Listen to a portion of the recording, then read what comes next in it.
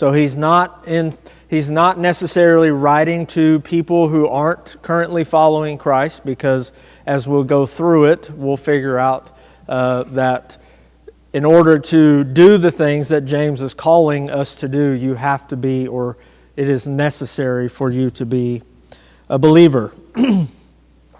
What is the theme of the book of James? Theme.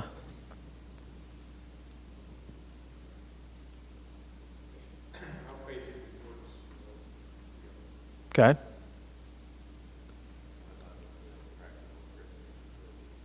Okay.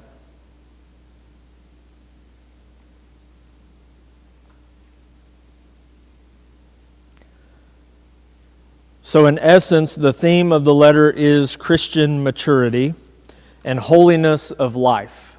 So we have Christian maturity, which is growing up in the Christian doctrine and theology, and also the holiness of life. So we have the theology, or we have the doctrine, and we have the practice, right? So doxology, prax, there's another word. I'm not even going to attempt to say it.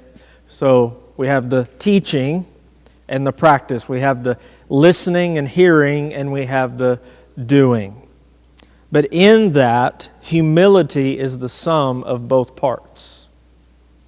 So in order to be a mature Christian, you must be humble. You must face and know humility. And in order to have a holy life, you too must be humble. Because if you're not, guess what? It becomes about me, myself, and I. I'm doing this so that Derek thinks that I'm a good person, rather than I'm doing this to glorify Him, Christ. All right. Were there any key or helpful observations that you found in your studying of the literary genre, the author, the date, the audience, the theme, what have you? Again, they don't have to be, groundbreaking, insightful, just any observations. He does make a lot of references to Jesus' Sermon on the Mount. Yep. Yep.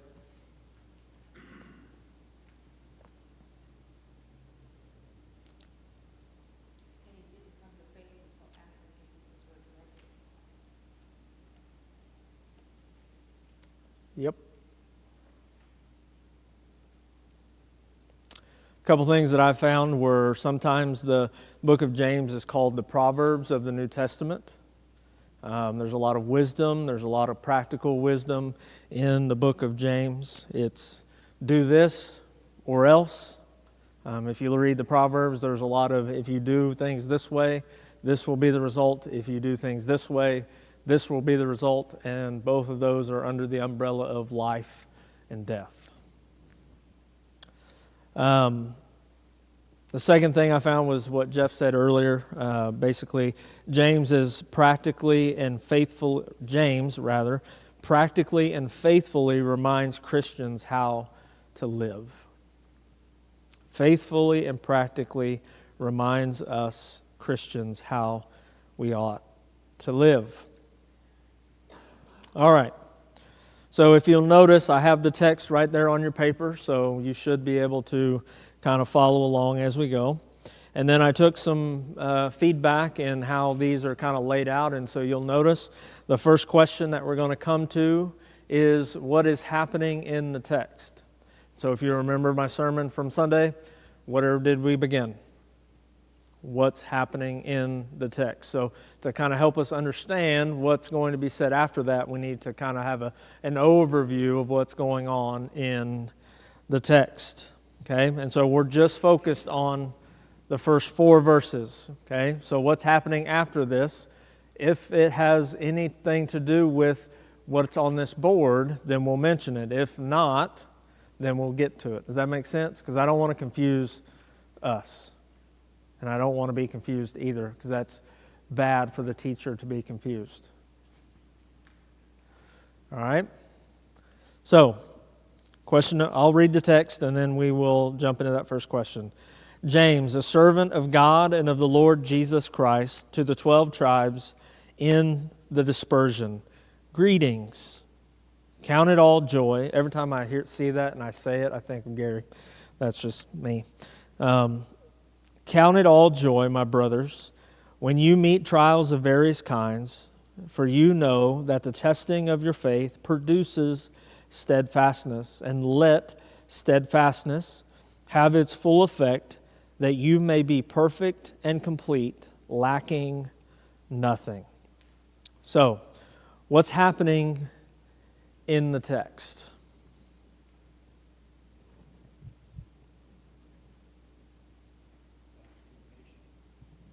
Okay.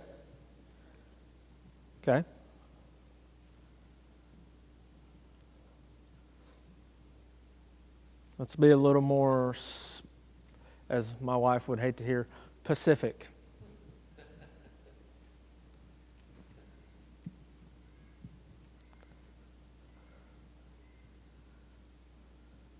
Let's start this way. What are some key words in here that kind of unlock what he's talking about?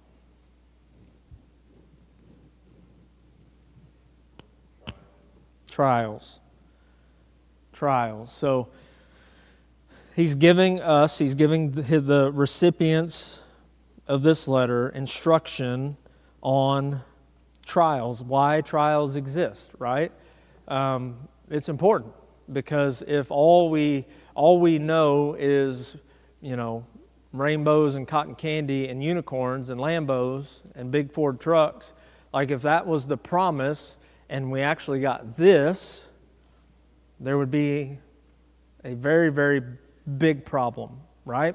So he begins by explaining, right? But in that explanation, he has this in mind. He knows his audience. And so in your study, were there any trials that were brought up that they may have been going through? Specific to them. We'll get to us, but specific to them. I believe this would have been a time period around when Saul, prior to Paul, was breathing threats against the brethren, throwing them in the jail and executing them, which caused them to flee Jerusalem to avoid being persecuted.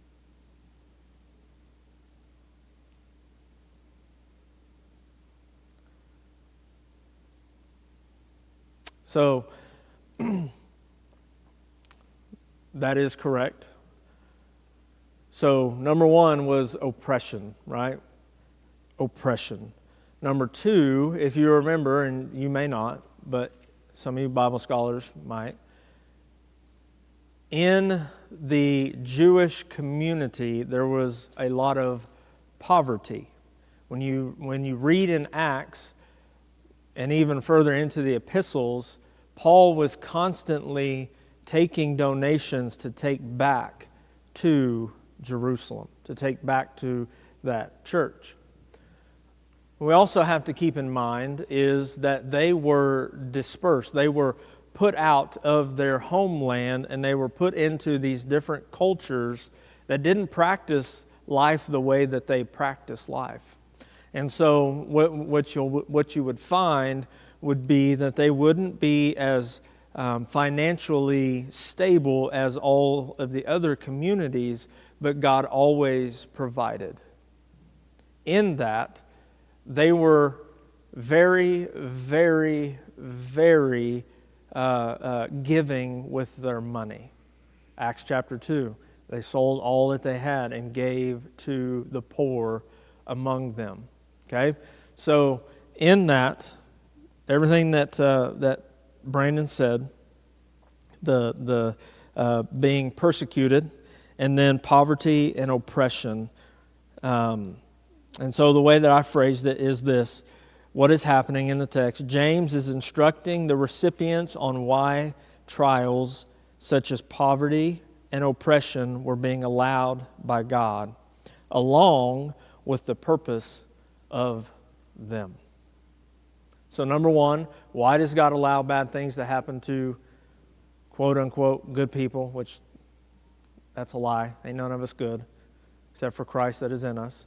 So why do bad things happen? And then two, what is the purpose of those bad things happening? Okay, next point.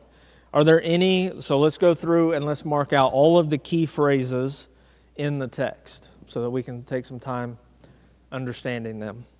And the quicker we do this, the better. So I may help us along. I'll do the first one. Servant. What's another one?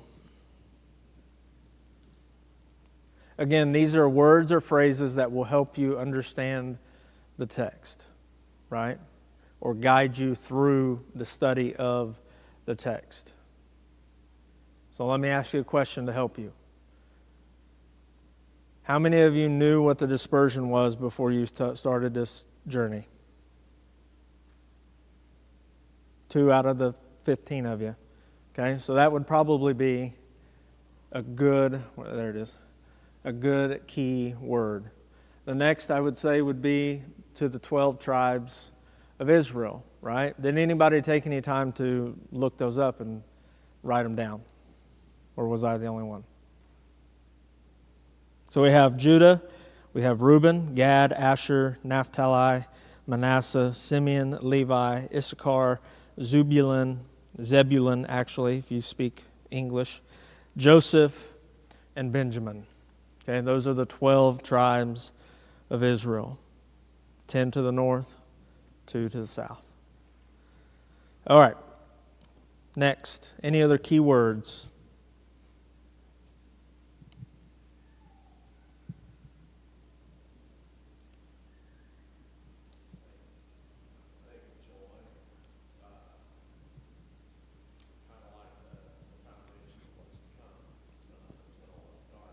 Right.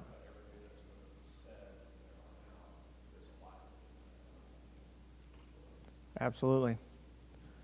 And in your study, which again, you may not have went this deep, and I'm okay with that, but this word and this word are eerily similar.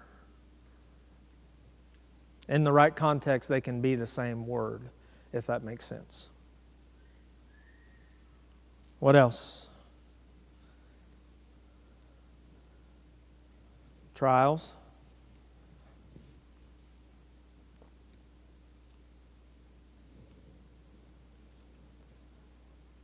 Do what?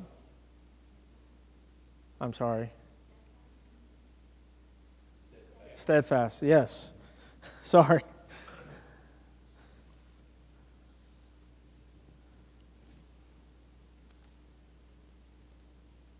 There's a word in here that was on our list of words we always should mark.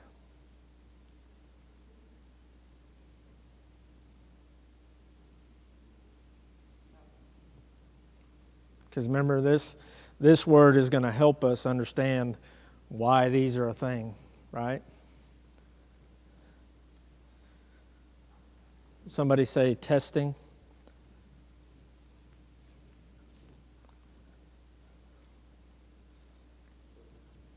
Perfect. Dadgummit. You can read it. Complete. I have one more. It's already underlined.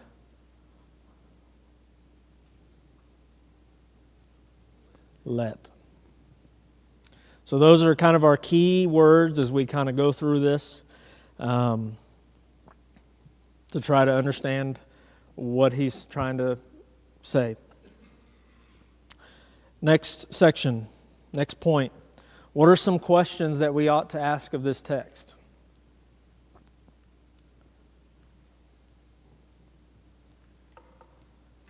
What are some questions that we should ask of this text?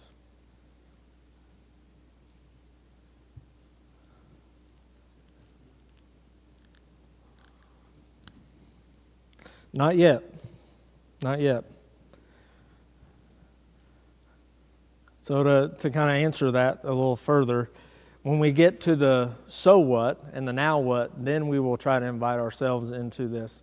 But if we try to put ourselves in here too early, guess what it's going to be about? And it's not going to be about Him, right? So to infuse us into the text too early can sometimes lead us astray. So first question I have is, what is this? What are various trials? What are trials? How should we define what a trial is, right? Because sometimes it can be your own fault. Like if you make dumb decisions, guess what? You're going to get dumb consequences. You play stupid games, you win stupid prizes, and you cannot blame that on God. Or you shouldn't. You can, but you shouldn't. So what are various types of trials? How would you answer that question?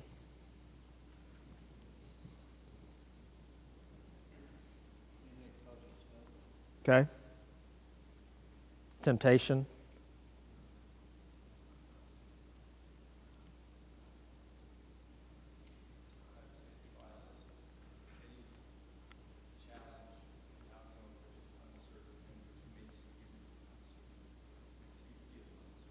Yeah.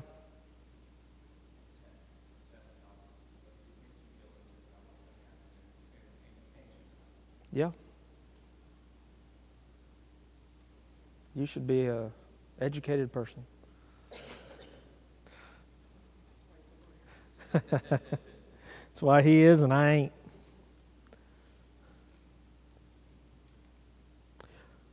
Let's be a little more specific. What are some trials that maybe you've gone through?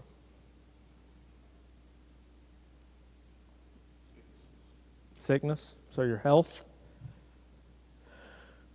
But again, if you eat bologna sandwiches and Lay's potato chips and your cholesterol is through the roof, whose problem is that? Your fault, right?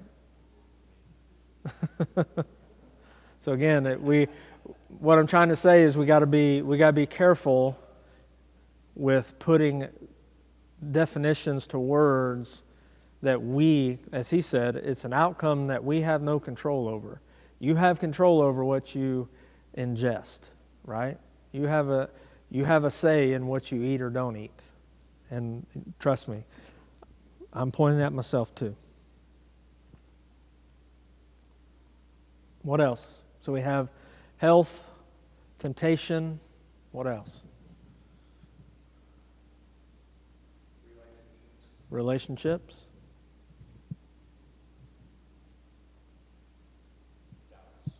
Doubts.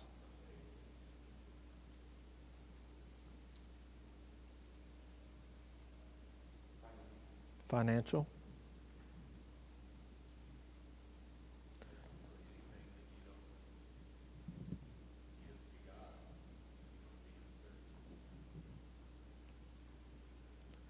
So what is the main object of that trial? It's conflict, right? You're either in conflict with the money that you have, the relationships that you have, the health that you've been given. Like you're rising up, or a conflict is rising up against you, and how you handle that or how you deal with that conflict will always result either in a faith building or a faith diminishing. Does that make sense? So that conflict, how you arise or come up against it, will always result in those two things. Going back to what earlier, let's see how your memory is. What kinds of trials were the original recipients going through? Persecution,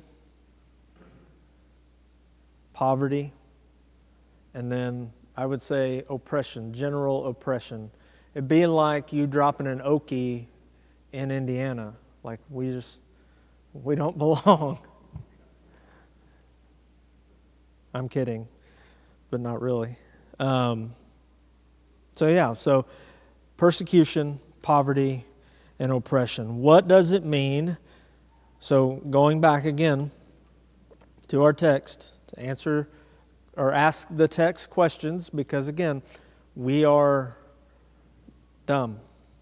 What does it mean to be perfect? Or what does it mean to be made complete? What does it mean to be perfect and made complete? Mature?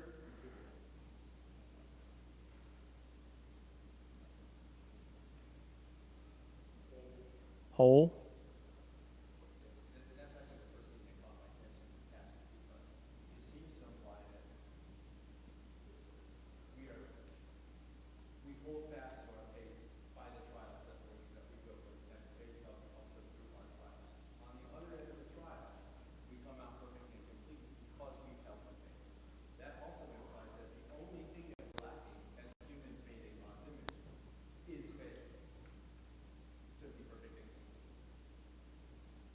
That's funny because it says you are saved by grace through faith, which is not a work of yourselves, lest any man should boast.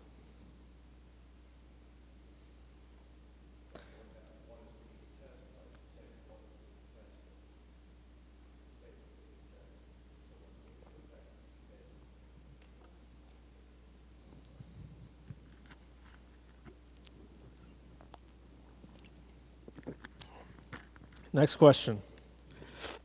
You guys are going to have to talk faster. What are some biblical examples of testing or trials? What is some biblical examples of testing and or trials? Job?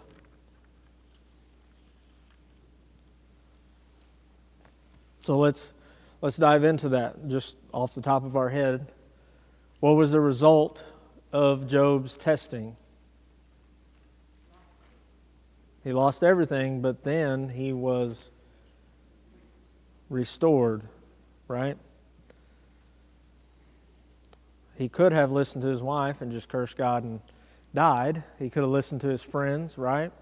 But he chose to put his faith in God, and a result of that was restoration, being complete, being mature, being perfect. What are biblical examples or some biblical examples of testing or trials? Yes, ma'am.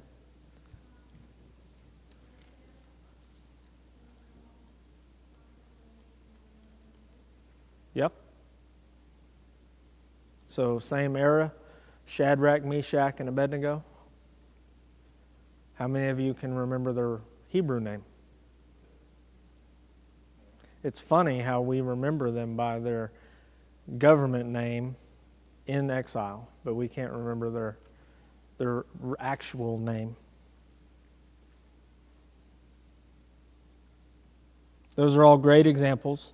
And I bring that up one of two reasons. One, when you are going through trials, those are areas and places in the Bible that you can go and read and study to help you through those trials.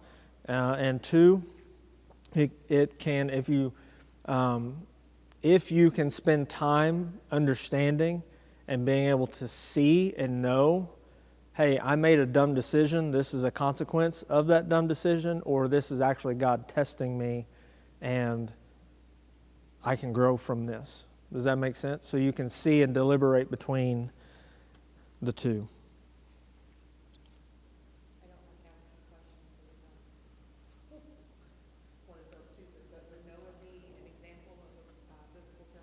Absolutely. I mean, yeah. Stood there and built a boat, and nobody had ever seen rain before, and he's hollering about rain, and they're like, what are you talking about? Absolutely. All right. Any other? Yes.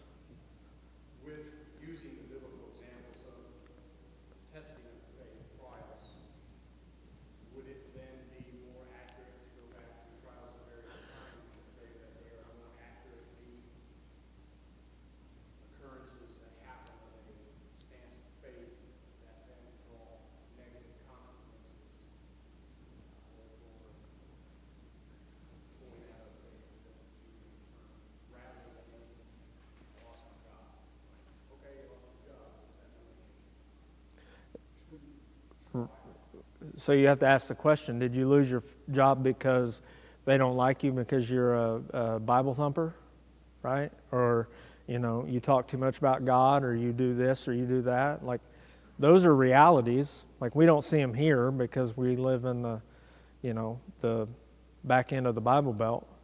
But that's a reality in places like New York and things like that. So then I would ask, is there a different outcome if you lost your job because the economy just went bad and they laid you off, as opposed to you spoke the word of God to your coworker and they fired you, are they both at the same trial? That God will accomplish the purpose for them, or is there different outcomes?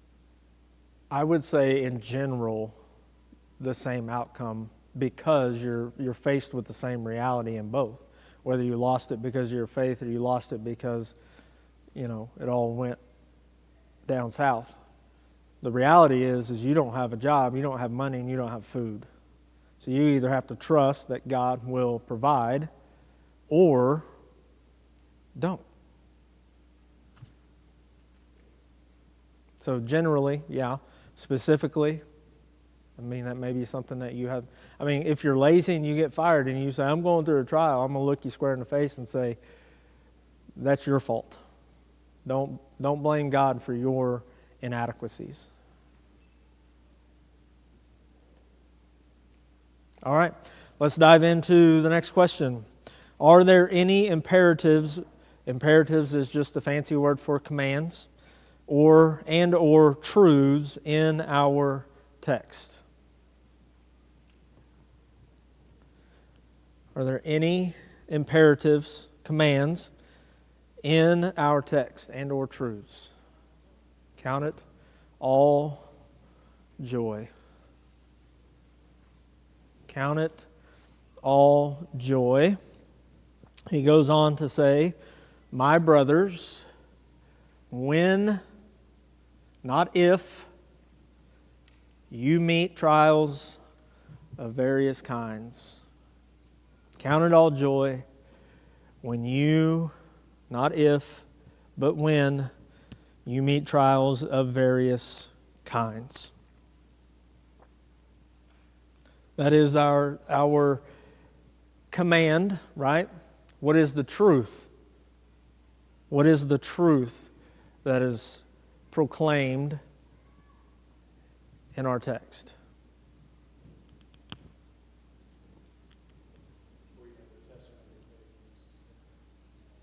I'm not going to square the whole thing, but yes, verse 3.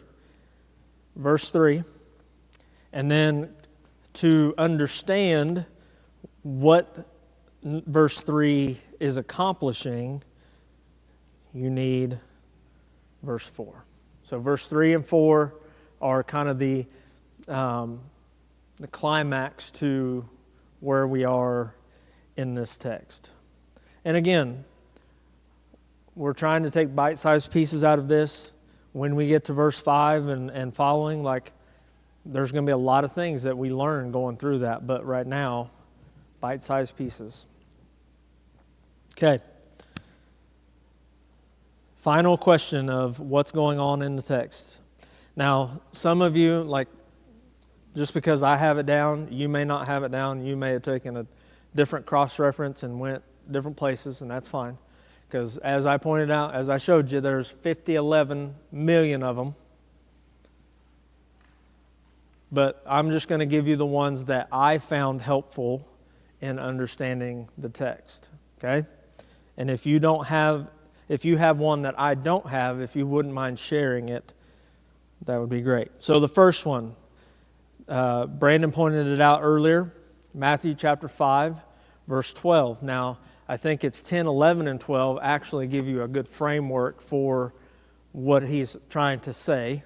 Obviously, you can read verse 1 through 12 or verse 1 through the end of the chapter, but for our place here in this text, Matthew chapter 5, verses 10, 11, and 12, I think I just have 12 here, but I think 10, 11, and 12 give you a good perspective. Galatians 5, verse 22 through 23, joy is a fruit of the Spirit, so it's good to know.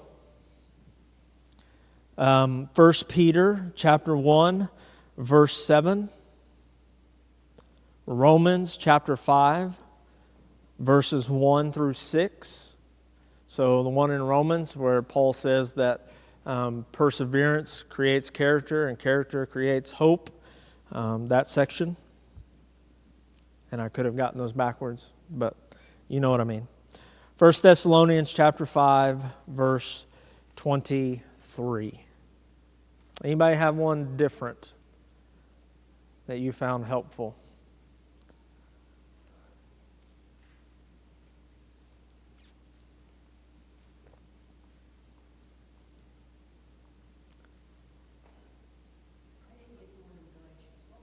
Galatians 5, 22 through 23. It'll be the fruits of the Spirit. Love, joy, peace, patience, kindness, goodness, faithfulness. I got 1:7, 1:6 is good too. I just didn't write it down as such. Romans 5, 1 through 6.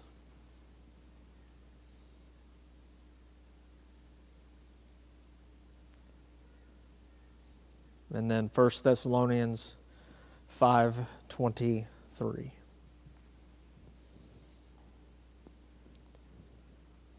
All right, let's.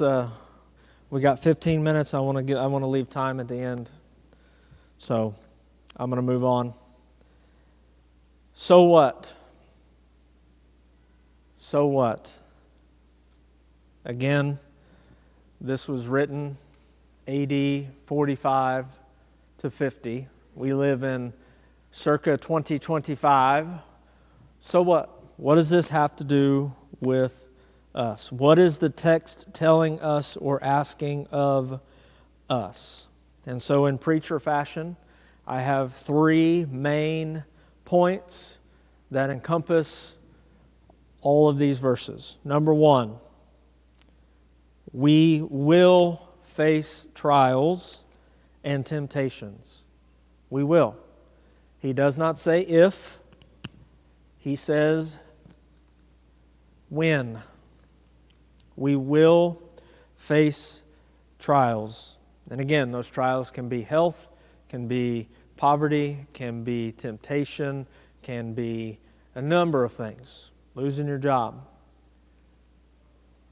Again, we always want to preface that with, am I just dumb? Am I just lazy? Is there something that I should be doing that I'm not doing that are leading to the consequences? Okay? Number 2, trials have a purpose, which is to produce steadfastness. The word steadfastness, does anybody know what that means? Like a patience, stick to itness, endurance. Do what? Stability. Trials have a purpose, which is to produce steadfastness, which is also could be rendered perseverance and or endurance, stick-to-itness, patience. All of those words are a good fit. And then number 3, in light of point number 2, we should rejoice in the testing of our faith, for it is refining us. And so you've heard me, and you've probably heard multiple preachers talk about the refining fire, walking through the testing and the trials of our life. The refining fire is doing this. It is taking off that which is incomplete and unperfect or imperfect, if you know how to speak English. And it is revealing that which is Christ in us. Any thoughts? Anything that you saw that I didn't point out here?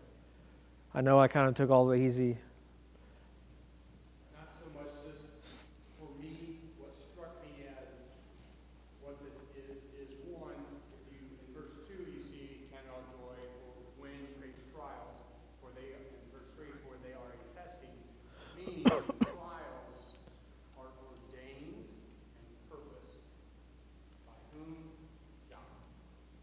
He is the author of every trial. No trial ever comes to us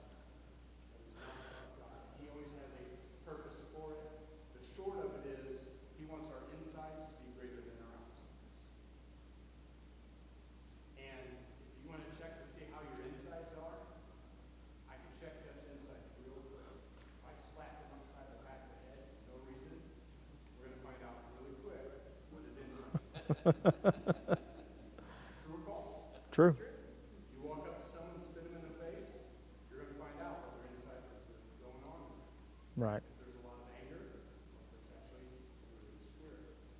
And count it all joy, that joy, when it comes from the Holy Spirit, we can't generate that. So we're banking on happiness. When I get slapped in the head, the happiness will change me quick. Right. Another but if I have joy, that joy is independent of the external, just amplifies and purifies.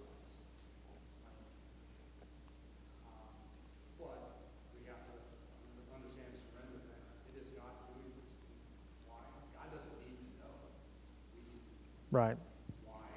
Because when people see Jeff at work, they see me at work, they see us.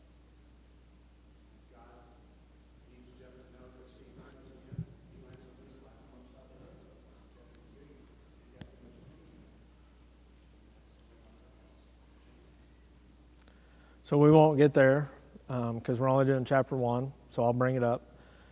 In the book of James, he says, "Why is there so much grumbling and arguing among you?" Do you know how he finishes it? Because you're not getting your way. You want something and you're not getting it. Nobody in here that I'm aware of is just going to walk up and slap somebody in the head.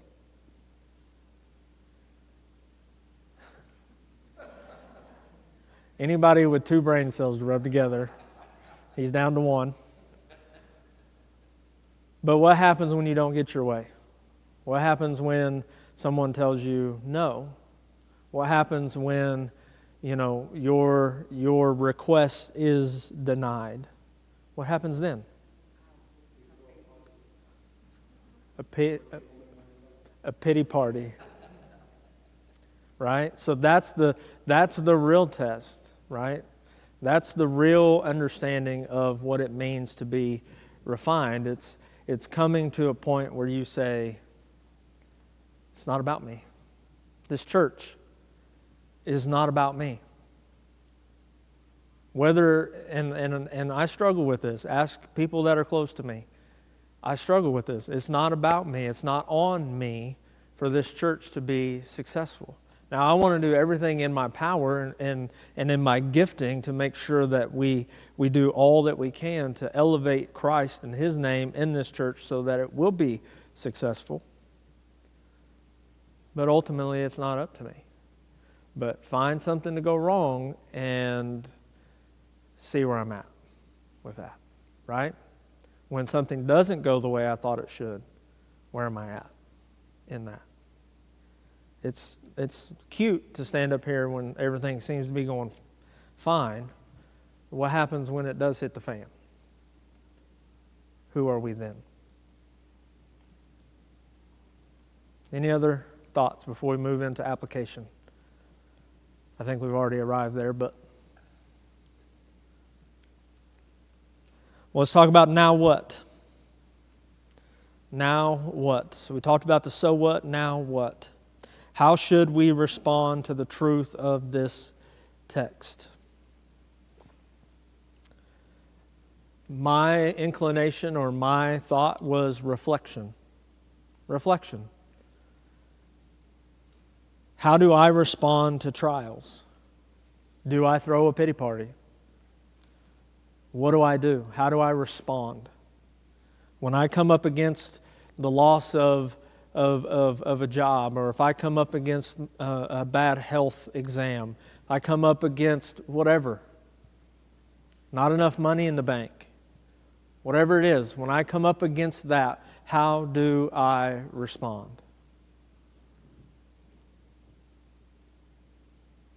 Second one is, how can I find joy in suffering? How can I find joy in suffering? Again, he says it's a command, it's not a suggestion. Count it all joy. How on earth are we to do that? Third question, what might God be doing in me through this or that trial?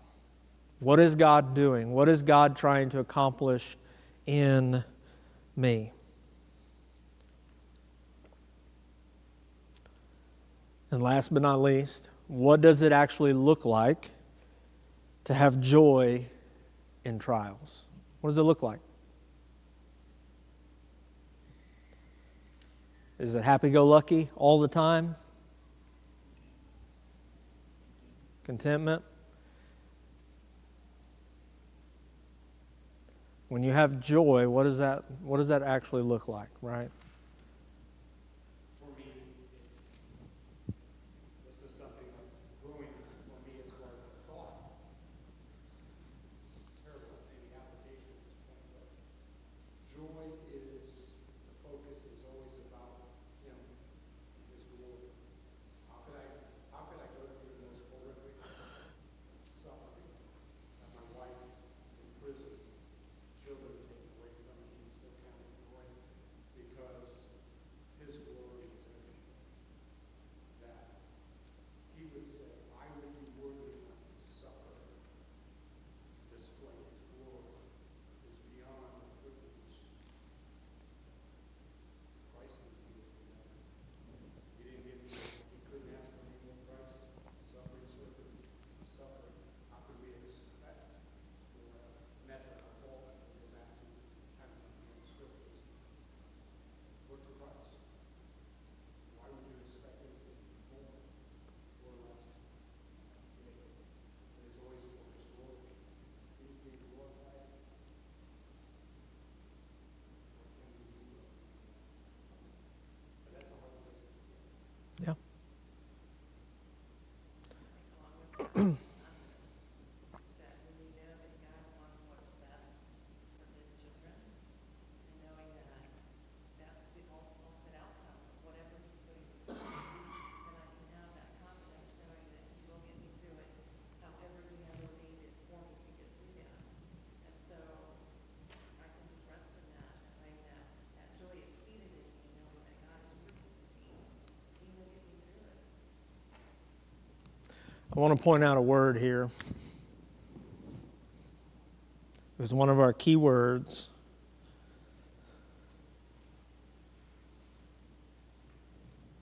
Let. Is an active verb,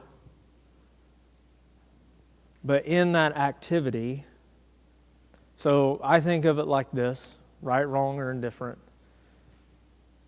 If I let someone do something, or if I let something happen, what am I doing?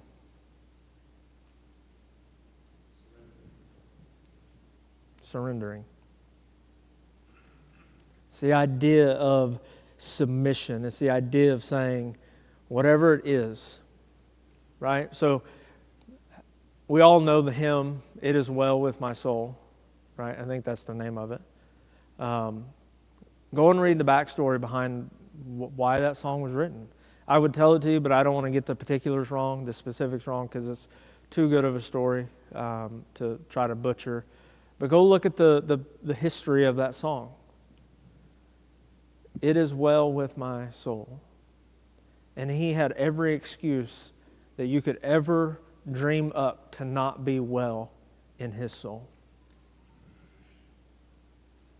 He had every excuse. And then the last question that Brandon has been hammering in our talks and meetings and stuff. What is the Holy Spirit revealing to you in this text? Is it conviction? Is it exhortation, meaning encouragement? Is it reproof, which is similar to conviction, but I like to think of it like this. Reproof is a change in understanding from ignorance rather than rebellion. Conviction is about rebellion, like you know what you're doing and you're doing it anyway. Where reproof is maybe you Maybe you didn't understand, but now you do. So how can I change? So again, it's change in understanding from ignorance rather than rebellion. And then training, right? Like seriously, yesterday, John, who's 82, 81, I'm giving him numbers.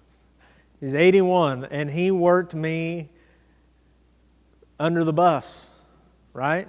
I'm 37. There should be no reason why I'm over there going from using a chainsaw and picking up logs. Like there's no excuse for it, right? So my point is this, we need training. We need to use the muscles that we have, and we need to train in this. We need to understand it. We need to have a knowledge of it as we grow. So that last question, I didn't write anything down. Not that it didn't speak to me. I just ran out of time, to be honest with you. But I want you to reflect on that. Use those questions that I gave you in the how should you respond to the truth of this text. Use those questions to help you understand what is the Holy Spirit asking, right? He's given us this for a purpose and a reason. So, all right, we're out of time, but I want to give anybody a chance that wants it to any questions, comments, concerns. I think you can kind of sum up a lot of that into a very good, vivid example you could have if you were to lock your wife and a dog in the trunk of a car for an hour and let them both out and see which one you love. Reveal what's inside their hearts. I got a lot of time on my phone. So what the Holy Spirit is not asking you to do is to attempt that, because it will not go well with your soul and or your marriage or anything in between. Well, I love you. I hope you learned something tonight. I hope that as we do this, it will become more and more helpful and familiar with you become more familiar with the text, and like at the end of the day, that's what we want, okay? I wanted people who aren't theologians. If you are, great, but I want people who are well-versed in navigating the Scriptures, because that's how we get healthy, right? I can teach you, I can yell at you, I can counsel you, I can do all of those things, and I'm willing to do them all. But if you aren't doing the work yourself, nothing will ever change. You'll always come to me, which again, I'm not saying don't, but some things God was trying to show you, and I don't know what those things are, because it might be between you and God. So, and it will help you tremendously. All right. Derek, will you close us?